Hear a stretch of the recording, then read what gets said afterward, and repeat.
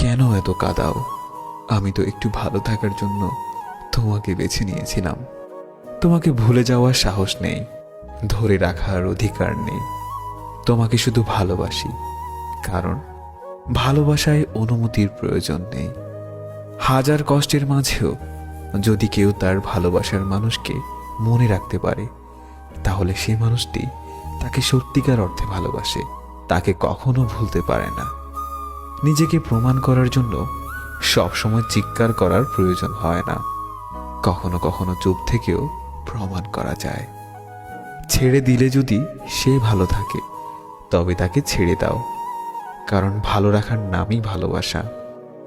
যখন একা থাকার অভ্যাস হয়ে যায়, ঠিক তখনই সৃষ্টিকর্তা কিছু মানুষের সন্ধান দেন। যখন তাদেরকে নিয়ে ভালো থাকার অভ্যাস হয়ে যায়, ঠিক তখনই আবার একা হয়ে যেতে হয়।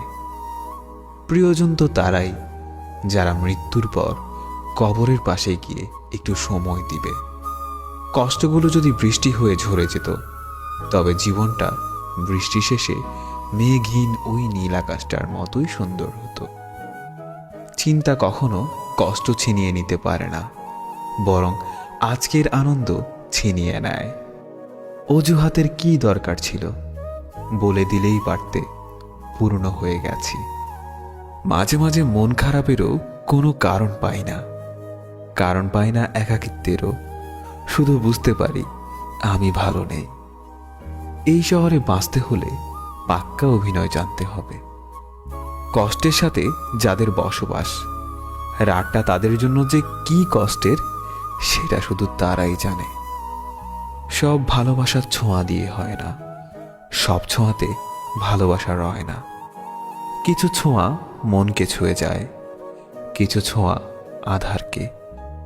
কিছু কথা বলা হয়ে যায়, কিছু কথা ভালোবাসাতে।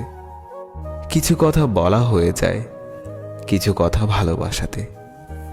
আমাকে অনেকেই চেয়েছে, শুধু চাইনি সে যাকে আমি চেয়েছিলাম।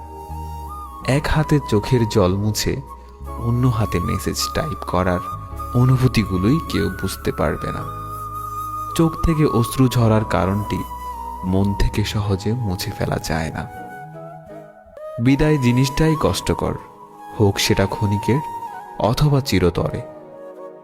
সারাদিন কষ্টগুলো বুকের মাঝে চেপে রাখলেও রাতে যেন কোনোভাবেই ঠেকানো যায় না। বুক ফেটে কষ্টগুলো বের না হলেও চোখ দিয়ে বের হয়ে আসে অশ্রু। জীবনে এমন একটা মানুষ চাই, যাকে আমি চোখ বন্ধ করে